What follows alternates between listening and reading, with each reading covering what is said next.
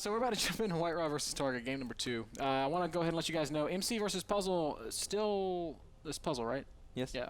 It's still supposed to be our next game. We were going to broadcast that game live as our 3rd match, but MC is, I don't know. I think he's eating some kimchi, and hopefully he'll be back. He'll be back before the broadcast is over, because that would be really sad if he wasn't. But here we go with game number 2. Interesting opening already, Ben. WhiteRa is, of course, a Ukrainian Pro Tool spawning on the right bottom side of Ohana. And Mind Freaks Targa is our Norwegian Zerg, currently living in Australia, spawning at the left top side of this map. And WhiteRa building the pylon up the high ground. Yeah, a little one-base action. A couple of Protoss players. I say one-base action, but he's opening one base. Before can't go jump into conclusions. I'd be very surprised if he stays on I one heard that base. disdain in your voice. Oh, you better not say that. No. I just frowned upon what you said. Sorry, Kev. No worries. Players like Tyler or Noni have been favoring these kinds of styles. Yeah, Titan has been playing a lot like this as well. It's not even really one base. He just starts off on the high ground, then he drops a gate, and then he drops a forge over here. It's just a weird way that you have your warp gate technology just a little bit quicker. It's kind of what Feast did once on Cloud Kingdom. I guess even against Stefano that was. And that's kind of the way that Titan back then beat Stefano once in, I believe, in MSI Cup. Then again, well, I heard from Stefano that he played those series from a laptop after he came home for something or something. I don't know. So I'm not sure how good that strategy really was, but. Well, we'll see. It'll certainly do one thing, and that's change up all the timings. Actually, WhiteRa's going double 2 gate before core. Didn't someone do that to you again on ladder today? Yeah, and it was the most pathetically easy game I've ever played. I hope that WhiteRa has a better approach to it than that guy did. I'm sure he has, Ben. It's a WhiteRa after all. This might be special tactics. We'll see. The game that I played, the guy opened up 2 gate, didn't do anything. Then went expand. And then expanded, and then I killed him, and he called me a freaking noob. I still really like that one guy who just started when you're like, hey man, good luck, have fun. And he's like, you've got a really annoying voice. He didn't even say hi. I really like that hater. That was the best hater, man. It happens, man. It happens. WhiteRa has blocked the expansion of Targa. Targa has scouted the double gate opening, so Targa's probably thinking like, well, okay, I'm not really all that worried. Things you have to think about straight away right now is potential DTs. WhiteRa, what are you going to You know what, WhiteRa opened this way against, I think it was Morrow last week. Yep. And he won that game. He transitioned into a 2-base Colossus push. Yeah, this actually makes sense, because if Zerg players goes 3 hatch that quick, that means that Zergling speed is delayed for a very long time. Ooh, WhiteRa actually not rebuilding that pylon in time, man, and that's a little bit sloppy, because right now he actually wants to produce one more Stalker straight away, and he's gonna have to wait approximately 10 seconds before he can, and that's a huge deal early game. Well, maybe instead of having 3 fast Stalkers, he can have 4. I don't know. Yeah, it's not the same, man. It's just not the same. It's not the same. You're right. Targa buying himself a little bit of time. I love that, knowing that WhiteRa was going to set. As I said, I think Targa really prepares his matches, because he didn't take this expansion. Well, normally he probably would have taken it. And right now he knows that if WhiteRa opens like this, he doesn't have a wall up, so he's going to be annoying and send 3 Zerglings to the main base, and that's really quite annoying. Yep, WhiteRa immediately pulls some probes to do some fighting, and doesn't take any damage at all. But Targa's still getting a great scout off. Knows that the Nexus was not up, and also knows that. This is a great opening for Targa, and this is just WhiteRa trying to exploit the meta game, but Targa showing that he's able to adapt in-game and not just blindly takes 3 hatches and try to see what happens from there, knowing that if I see this opening in the start, WhiteRa is probably going to try to deal damage with Stalkers when I only have slow links, so you know what, I'm just going to take link speed a lot quicker. And look at this, by the way, Ben, he's producing a lot of links, and WhiteRa is going to need a really solid wall over here. He has 1 force field. I think Targa snuck away before WhiteRa even saw the link speed finishing. Here come those extra Zerglings. Targa's going to make even more Zerglings. Streaming down the map right now. He's got 22 Lings out. That's more than enough if he's able to walk up. Oh, force field is a good one.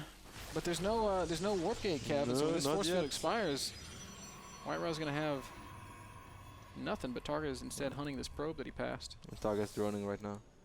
Well, if he would make another run by right now, Ben. Yeah. WhiteRa is of course really worried about this. That's why he has the probe over here, so he could potentially build a forge or a gate straight away. He's building a gate. I don't think this is the full wall up. I think this is a little spot where Zerglings can chase.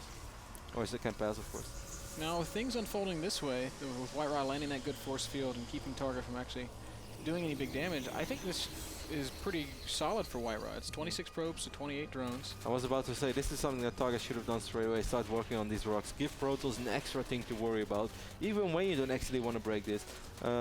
It can really scare Protoss because, like, if you're WhiteRa right now, you can't hear it, and you don't really see it straight away. Okay, now you could hear it, and now he knows the Zerglings are there. But if you see this, well, the rocks are like 300 or 400 HP, you get really paranoid, and you can start building cannons, you start creating a wall over here as well, which is just all a waste of money. So as Zerg, you should always try to exploit that. I feel like this opening's kind of working for WhiteRa though, because Targa's not been able to get a huge, crazy drone count. He doesn't have any. He doesn't have any sort of developed tech, and Targa feels so paranoid. Now Targa's the one making extra spine crawlers back in his main base, because he doesn't know what WhiteRa's up to. He doesn't know if he's getting 6-gated or what. It's a 5-gate, which is close to 6-gate. Targa's getting the Baneling nest now as well. It's interesting. Yeah, very interesting choice. Banelings are, you know, they're really pretty solid against gateway units, but when force field is used effectively, they kind of lose a lot of their gusto. Targa's squeezing out 7 more drones, but I really think that's the last drones he's going to make for quite a while, because well, spike rollers are so good against gateway pushes. Of course, we have these 2 stalkers over here as well. They're going to help out a lot. One thing WhiteRa does not have are upgrades, so this gateway army is not going to be able to decimate Zerglings like it would if you had +1. And it's not even a big gateway army. WhiteRa, how many probes do you have right now? 35. That's not even enough to saturate 2 bases. Grandpa Ra scouts the spine crawlers and immediately cancels that proxy pylon, says, alright, I'm not going to push this. It is, of course, a very good read. Yep. And economically, it's still 2 base to 2 base. It's 38 probes to 42. Like, WhiteRa's in a fine spot, getting Twilight Council and a Forge now. Yeah, this is actually not all that bad. But then again, Targa... no, I mean, you're right. This is much better than how it normally is, because some Zergs right now are about 140 supply and have 70-something drones. Targa's only on 3 edge. He does have all these spine crawlers, and you shouldn't forget that WhiteRa's stack is very, very underdeveloped. Didn't have a forge, doesn't have any upgrades, just now starting his Twilight Council. So sure, purely economic, it's looking pretty decent for WhiteRa, but that's not everything, man. That's not the real state of the game. Yeah, you're right. But I mean, I don't know. I feel like these kinds of openings for Protoss, I think there's some merit in them. I think there's reasons for Protoss players to continue to explore it, because this is a stage of the game that Protoss really struggles with in general. And WhiteRa showing us that if you just change up your opening a little bit, you can create different mid games. I mean, a lot of players have been doing that. Like Hero has been doing it a lot in GSL on dual side, and that works out really well. But that's because dual side is a relatively small map. I think Ohana is already a little bit too long for it. It can work if the Zergs just completely ignore everything what you do. But why would you play 100% the same way as Zerg against Protoss when you see double gate opening instead of a Forge or a Nexus first? That makes no sense. Yeah, but what is the correct way to play against it? I mean, that's just a little safer and get quick Zergling speed. And I really think if Targa would have made more Zerglings, he would have been able to pressure WhiteRa so hard. And then if he starts working on the rocks, you really scare Protoss a lot, and he's going to waste so much money that you're still going to come out ahead. It's like WhiteRa's planning some kind of big blink play. His +1's finishing up, but Targa's also finishing up 1-1, so... This pylon is really awesome, by the way, for WhiteRa. That's going to help out so extremely much. I think Targa is going to see it once this hatch is ready, but I hope that's time enough. We see Baneling speed being risky as well, so it's going to be Zergling, Baneling, Ventral Sex. No, actually, no Ventral Sex. Zergling, Baneling, and Fester. Yeah. Kind of with Lowly a little bit. Lowly against Cruncher. It can work on this exact same map too. Oh, if Lowly does it, I'm a believer, man. If you can fungal the sentries, then of course that means no more force field, and Baneling's become oh so good.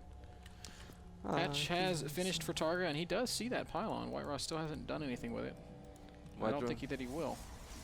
WhiteRa has a lot of stalks in the main base. He's been blind for quite a while, perhaps afraid of 2 base Muda play after he saw all the spine crawlers, which I think would have been a decent transition for Targa, but WhiteRa would have been very well prepared for that. So good job by WhiteRa. +1 just finishes right now. Now he takes his 3rd base. 13 minutes. Wow, that's late, WhiteRa. Yeah, but I mean, it's not much later than Targa's. Targa's just finished. Yeah, but Targa has 15 workers ahead already. And by the time that the WhiteRa's base is up, I think it's going to be like 25 workers ahead. I still feel like WhiteRa's in a pretty okay spot, Kev. He's got a Colossus about to come out. He's working on his +2. Targa, I mean, maybe if he gets some great fungals and some good Baneling connections, he could delay this 3rd base. But no, I mean, right now he's in no position to pressure it. I don't think he has to delay it, but I think if WhiteRa doesn't make something happen, I think eventually Targa is going to be quite far ahead. Hive is halfway on the way already. That's crazy. I think we're going to see Targa go Ultras, Kev. Ultralisk and Fester, which is... not bad against Blink Stalkers at all. Yeah. and certainly not bad against Colossus. And if we take a look, there's not a single Immortal on the field, which of course makes sense because all WhiteRa ever scouted were Zerglings. Yeah. And I think in this situation, I think Ultras could actually be pretty good. Yeah, I don't disagree at all. I love how Targa, like, he knows right now he has absolute map control. He saw WhiteRa taking that base, and he's just expanding all over the place. Just now, WhiteRa is actually giving Targa something to worry about as soon as he starts competing for the Cell Naga Watchtower vision. Yeah, a little bit of blink micro there. WhiteRa killing a lot of these Zerglings. Targa sees that first Colossus. Do you think if WhiteRa attacked right now, that Targa would be able to do anything about it? I think then he's going to have a very, very tough fight, because I agree, because he doesn't really have anything to really deal with Colossus. So, unless he has Newer Parasite, which he doesn't have, he's going to get the imported Adrenaline Glands upgrade though. Yeah, but if WhiteRa waits much longer, I think he's going to be in trouble. Ventral Sacs also being researched. Baneling's going down. Yeah, Targa is going to need really good baiting detonations. Ventral Sacs is halfway done, but it's not completely done yet, so I don't think he's going to be able to drop. Ends up losing it faster for one fungal, obviously not the best rate. WhiteRa's taking out a lot of creep tombs right now, that's already important. And Targa could really use +2 for those Banelings. Oh, WhiteRa getting so close. Baneling speed is done.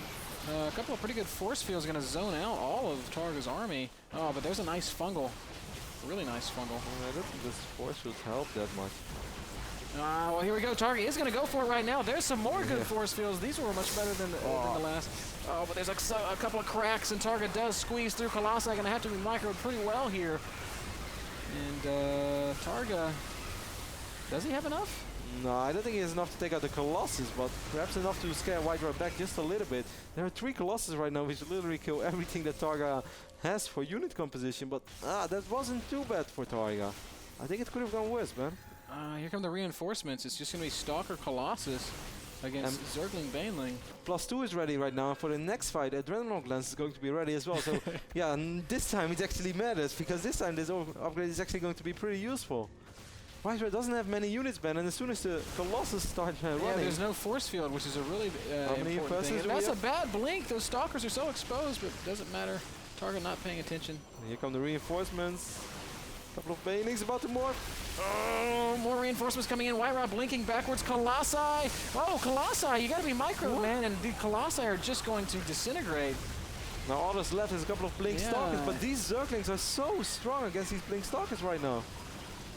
I think it's still a pretty close fight, but I feel like Targa's gonna be okay with no Colossi in the mix. And these upgrades on these links, and obviously it's awesome to reinforce with links because they pop also quick. 4 hatches right now. We have this 5th hatch as well on the right side. Oh, WhiteRa trying to retreat. He's gonna get caught out of position. Big fungal goes down. No blinks for these units, and WhiteRa's in a lot of trouble, Kev. He is. He's gonna end up losing all these units. Gonna end up losing this one Colossus as well. Man, Targa did that. Targa handled that entire situation so well. I kind of feel like WhiteRa was awful careless with his Colossi. Yeah, but don't you feel like they should have been up on the high ground? Just like I think they shouldn't, like instead of being here, they probably should have been here, so they could actually walk up to the high ground, as you point out. But still, I mean, normally you're not that afraid of Zergling army only with 3 Colossus. True, but I mean, the Banelings were something. I guess the force fields, they looked better than they actually were because the Lings were able to squeeze through there. Yeah, that was the first big fight. We could take another look at that, but I'm kind of afraid that Targa wants to be aggressive right now, Ben, so it's your call. Let's just, let's go ahead. Let's try it. We'll take another look. We've got the live screen here in the bottom right-hand corner so that we can make sure that we don't miss any of the important action. And actually, boom. Okay, so as soon as the replay starts, we see exactly how those force fields went for WhiteRa. They looked pretty solid, but then the Stalkers start blinking back, and it reveals a couple holes in the Colossi, never really moving, at least not until it was quite a bit too late. I mean, this fight took so long, and I think this still went quite okay for WhiteRa, but right now he should really, he needs to protect his Colossus again. He needs way more gateway units than he actually does. Yeah, even if he just goes all the way back home after that, like he killed all of the army. Yeah, that's not too bad. He's on 3 bases right now. He could potentially protect the fort, even though it would put him in a rough spot when Ventral Sex is ready and stuff. It's going to be hard to defend against such strong Zerglings all over the place. Let's go ahead and jump back into our main game, Kev. Yes, I agree.